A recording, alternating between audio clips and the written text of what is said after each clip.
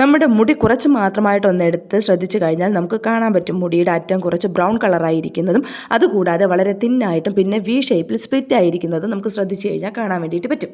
നമ്മുടെ മിക്ക ആളുകളുടെയും പ്രശ്നം ഒരു ഏജ് കഴിയുമ്പോഴേക്കും ഹെയർ ഗ്രോത്ത് തീരെ ഉണ്ടാകില്ല.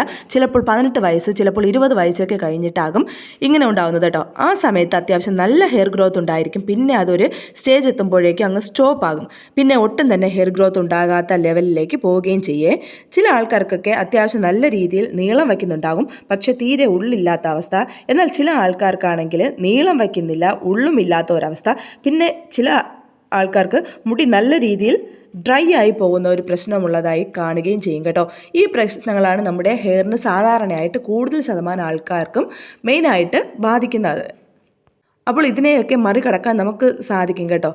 ഇത് എങ്ങനെ മറികടക്കാം എന്നതിനെ പറ്റിയിട്ടുള്ള ഒരു വീഡിയോ ആണ് ഇന്ന് ചെയ്യുന്നത്. അപ്പോൾ എൻ്റെ വീഡിയോസ് നിങ്ങൾ ആദ്യമായിട്ടാണ് കാണുന്നതെങ്കിൽ നമ്മുടെ ചാനൽ സബ്സ്ക്രൈബ് ചെയ്യാനും വീഡിയോസ് ഇഷ്ടപ്പെട്ടാൽ ലൈക്ക് ചെയ്യാനും ഷെയർ ചെയ്യാനും കമൻറ്റ് ചെയ്യാനും മറക്കരുതേ. സാധാരണ മുടി നീളം വയ്ക്കാത്ത പ്രശ്നം വരികയാണെങ്കിൽ നമ്മൾ ചെയ്യുന്ന ഒരു കാര്യം എന്ന് പറയുന്നത്, എൻ്റെ മുടി ഇങ്ങനെയായി, ഇനി എന്ത് ചെയ്തിട്ട് നീളം വയ്ക്കാൻ പോകുന്നില്ല, ഉള്ളു വയ്ക്കില്ല എന്ന് പറഞ്ഞിട്ട് നമ്മൾ ഹെയർ കെയർ ചെയ്യാതെ അങ്ങ് ഒഴിവാക്കും. ശരിക്കും അങ്ങനെ ചെയ്യാൻ പാടില്ല കേട്ടോ. ആ സമയത്ത് നമ്മൾ കൂടുതലായിട്ട് നമ്മുടെ ഹെയറിനെ കെയർ ചെയ്യേണ്ടി വരും. അതായത് hair pack, hair massage, hair serum ഇതൊക്കെ മുടങ്ങാതെ ചെയ്യുകയും വേണം. ഇങ്ങനെ നമ്മൾ സ്ഥിരമായിട്ട് ചെയ്യുകയാണെങ്കിൽ വിസിബിളായിട്ടുള്ള ഹെയർ ഗ്രോത്ത് നമുക്ക് കാണാൻ വേണ്ടിയിട്ട് പറ്റും കേട്ടോ. അതിനു മുമ്പായിട്ട് നമ്മൾ മനസ്സിലാക്കേണ്ട ഒരു കാര്യം എന്ന് പറയുന്നത്, ഒരു മാസത്തിൽ 1 ഇഞ്ച് മാത്രമേ നമ്മുടെ മുടി വളരുകയുള്ളൂ എന്നത് നമ്മൾ മനസ്സിലാക്കി വെക്കേണ്ട ഒരു കാര്യമാണ്. നമ്മൾ ഹെയർ പാക്കോ ഹെയർ സിറമോ ഹെയർ പ്രോഡക്റ്റുകളോ എന്ത് തന്നെ ഉപയോഗിച്ചില്ല എങ്കിലും നമ്മൾ പ്രോപ്പറായിട്ട് ഹെയർ മസാജ് കൊടുത്തു കഴിഞ്ഞാൽ നമ്മുടെ മുടിയെ നമുക്ക് വളർത്തിയെടുക്കാൻ വേണ്ടിയിട്ട് പറ്റും. അത് മറ്റൊന്നുമല്ല, നമ്മൾ സ്കാൽപ്പിൽ കൊടുക്കുന്ന മസാജ് കാരണം നമ്മളുടെ ബ്ലഡ് സർക്കുലേഷൻ കൂടിയിട്ട് നമ്മുടെ മുടിയുടെ ആരോഗ്യം ഇമ്പ്രൂവ് ചെയ്യാൻ വേണ്ടിയിട്ട് ഈ ഒരു മസാജ് സഹായിക്കും കേട്ടോ. നമ്മൾ കിടക്കാൻ പോകുന്നതിന് മുമ്പായിട്ട് നല്ല രീതിയിൽ ഹെയർ മസാജ് കൊടുത്ത് ഹെയർ നല്ല രീതിയിൽ കെട്ടി വെച്ചിട്ട് കിടന്നു കഴിഞ്ഞാൽ ഒരു പരിധി വരെ നമുക്ക് നമ്മുടെ ഹെയറിനെ സംരക്ഷിക്കാൻ വേണ്ടിയിട്ട് പറ്റും. നമ്മൾ ഹെയർ മസാജ് കൊടുക്കുന്ന സമയത്ത് ഇൻവേർഷൻ മെത്തേഡിൽ ചെയ്യാൻ പറ്റിയില്ല എങ്കിൽ ജസ്റ്റ് ഒന്ന് നമ്മുടെ കൈകൾ ഉപയോഗിച്ചിട്ട് സർക്കുലർ മോഷനിൽ നമ്മൾ സ്കാൽപ്പിൽ ചെറുതായിട്ടൊന്ന് മസാജ് കൊടുക്കുന്നത് നല്ലതായിരിക്കും കേട്ടോ. അല്ല എങ്കിൽ ചില ആൾക്കാർക്ക് അങ്ങനെ മസാജ് കൊടുക്കുന്ന സമയത്ത് തന്നെ മുടി ഊരിപ്പോകാൻ വേണ്ടിയിട്ട് പൊട്ടിപ്പോകാൻ ചാൻസ് ഉണ്ട്. അത് വേറൊന്നും കൊണ്ടല്ല, ചില ആൾക്കാർ മുടിയുടെ പുറത്ത് വെച്ചിട്ട്, അതായത് സ്കാൽപ്പിൽ നമ്മുടെ വിരൽ തൊടാതെ മുടിയുടെ പുറത്ത് വെച്ചിട്ട് മസാജ് ചെയ്യാൻ വേണ്ടിയിട്ട് ശ്രമിക്കുക. അപ്പോഴത്തേക്ക് നമ്മുടെ മുടി പരസ്പരം ഉരസിയിട്ടാണ് അങ്ങനെ പൊട്ടുന്നത്. അതുപോലെ തന്നെ നഖമുള്ള ആൾക്കാരാണെങ്കിൽ നമ്മുടെ സ്കാൽപ്പിൽ മസാജ് ചെയ്യേണ്ടതിന് പകരം മുടിയിൽ മസാജ് ചെയ്യും. മുടിയിൽ മസാജ് ചെയ്താലും നമ്മുടെ നഖം കയറി കൊണ്ടിട്ട് മുടി പൊട്ടിപ്പോകാൻ ചാൻസ് ഉണ്ട്. അങ്ങനെയാണ് മിക്ക ആൾക്കാർക്കും മുടി പൊട്ടിപ്പോകുന്നത് ഇങ്ങനെ മസാജ് ചെയ്യുന്ന സമയത്ത്. അതുകൊണ്ട് നമ്മൾ സ്കാൽപ്പിൽ തന്നെ നല്ല രീതിയിൽ മസാജ് കൊടുക്കാൻ വേണ്ടിയിട്ട് ശ്രമിക്കണം. അതും സർക്കുലർ മോഷനിൽ തന്നെ ചെയ്യാൻ വേണ്ടിയിട്ട് ശ്രമിക്കണം കേട്ടോ. അതുപോലെ തന്നെ സ്പ്ലിറ്റൻസ് നമുക്ക് മനസ്സിലാക്കാൻ വേണ്ടിയിട്ട് പറ്റുന്നത്, നമ്മുടെ മുടി കുറച്ച് മാത്രമായിട്ടൊന്ന് എടുത്ത് ശ്രദ്ധിച്ചു കഴിഞ്ഞാൽ നമുക്ക് കാണാൻ വേണ്ടിയിട്ട് പറ്റും. മുടിയുടെ അറ്റം കുറച്ച് ബ്രൗൺ കളറായിരിക്കുന്നതും അത് പോയിട്ട് വളരെ തിന്നായിട്ടിരിക്കുന്നതും പിന്നെ വി ഷേപ്പിൽ സ്പ്ലിറ്റൻസ് ആയിരിക്കുന്നതും നമുക്ക് മനസ്സിലാക്കാൻ വേണ്ടിയിട്ട് പറ്റും. ആ സമയത്ത് നമ്മൾ ചെറിയൊരളവിൽ മുടി വെട്ടിക്കൊടുക്കാറാണ് പതിവല്ലേ. ചിലപ്പോൾ നമ്മൾ നല്ലവണ്ണം ആഗ്രഹിച്ചിട്ടായിരിക്കും കുറച്ച് മുടി വളർത്തിയെടുക്കുന്നത്. അപ്പോഴായിരിക്കും നമ്മൾ ക്ഷണിക്കാത്ത അതിഥിയായി സ്പ്ലിറ്റൻസ് വരുന്നത് അല്ലേ. അപ്പോൾ മുടി വെട്ടാതെ നിവർത്തിയില്ലാത്ത ഒരവസ്ഥ വരും. മുടി വെട്ടിക്കഴിഞ്ഞാൽ പിന്നെ പഴയ ലെങ്കിൽ തന്നെ മുടി എത്തുകയും ചെയ്യുകയില്ല. അതായത് നമ്മൾ വളർത്തിയെടുത്തത് കഷ്ടപ്പെട്ടിട്ടാണ് അത്രയും വളർത്തിയെടുക്കുന്നത്. അത് വെട്ടിക്കഴിഞ്ഞാൽ പഴയ അളവിൽ തന്നെ നമ്മുടെ മുടി ചെന്ന് നിൽക്കുകയും ചെയ്യും.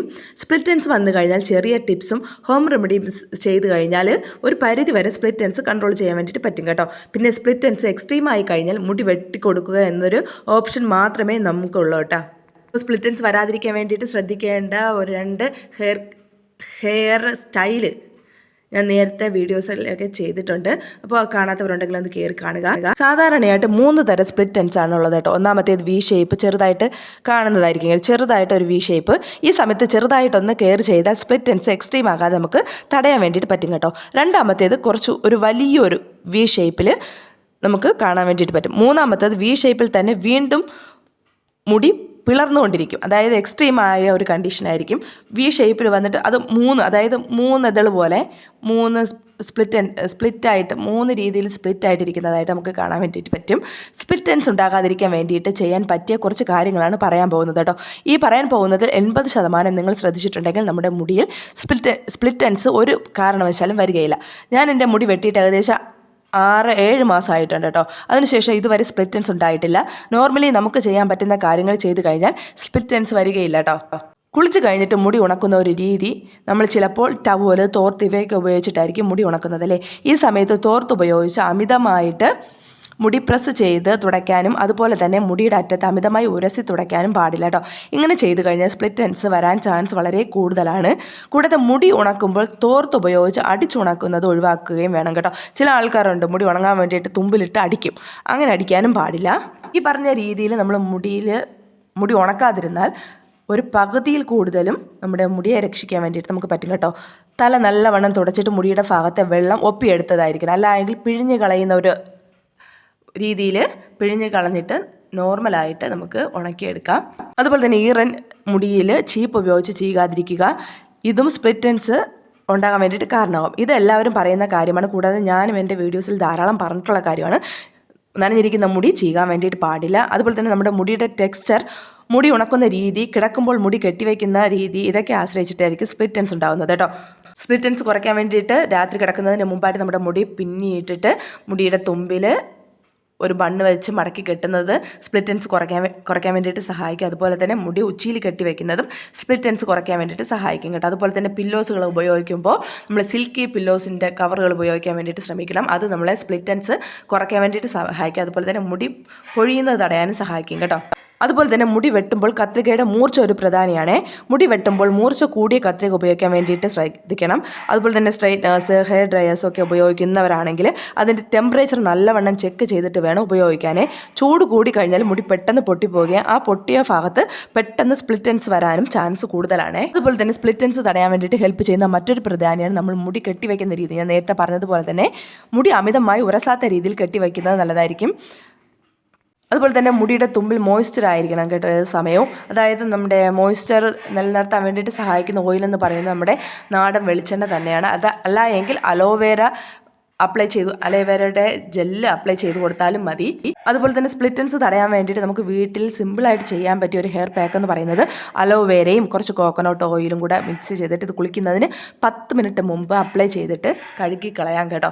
ഈ ഒരു ഹെയർ പാക്കും ചെയ്ത് കഴിഞ്ഞാൽ ആഴ്ചയിൽ ഒരു ദിവസമെങ്കിലും ചെയ്ത് കഴിഞ്ഞാൽ നമ്മുടെ സ്പ്ലിറ്റ് എൻഡ്സ് നമുക്ക് കൺട്രോൾ ചെയ്യാൻ വേണ്ടിയിട്ട് പറ്റും. അതുപോലെ തന്നെ നമ്മുടെ മുടിയുടെ തുമ്പിലെ ഉടക്ക് മാറ്റാൻ വേണ്ടിയിട്ട്, അതായത് ജട മാറ്റാൻ വേണ്ടിയിട്ട് കോമ്പ് ഉപയോഗിച്ച് ചെയ്യാതിരിക്കുന്നത് നല്ലതായിരിക്കും കേട്ടോ. ഇത് മുടി പൊട്ടിപ്പോകുന്നതിൽ നിന്നും, അതായത് നമ്മൾ സ്പ്ലിറ്റ് എൻഡ്സ് ഒക്കെ വരുന്ന സമയത്ത് നമ്മൾ നേരത്തെ ഞാൻ പറഞ്ഞതുപോലെ നമ്മുടെ മുടിയുടെ തുമ്പെന്ന് പറയുന്നത് നാരോ ആയിരിക്കും, അതായത് കട്ടി കുറവായിരിക്കും. ഇത് കട്ടി കുറഞ്ഞ് വരുന്ന ഒരു ഫീലിംഗ് ആയിരിക്കും ആ സമയത്ത്. അപ്പോൾ നമ്മൾ ജടയും കൂടെ കെട്ടിക്കഴിഞ്ഞാൽ അത് നമ്മൾ കോമ്പ് ഉപയോഗിച്ച് ചെയ്യുമ്പോൾ പെട്ടെന്ന് പൊട്ടിപ്പോകാനും സ്പ്ലിറ്റ് എൻഡ്സ് കൂടാനും ചാൻസ് ഉണ്ട് കേട്ടോ. അപ്പോൾ നിങ്ങൾക്ക് ഈ വീഡിയോ ഇഷ്ടപ്പെട്ടെന്ന് വിചാരിക്കുന്നു. അപ്പോൾ നമുക്ക് പുതിയൊരു വീഡിയോ ആയിട്ട് കാണാം. അതുവരേക്കും ബൈ ബൈ.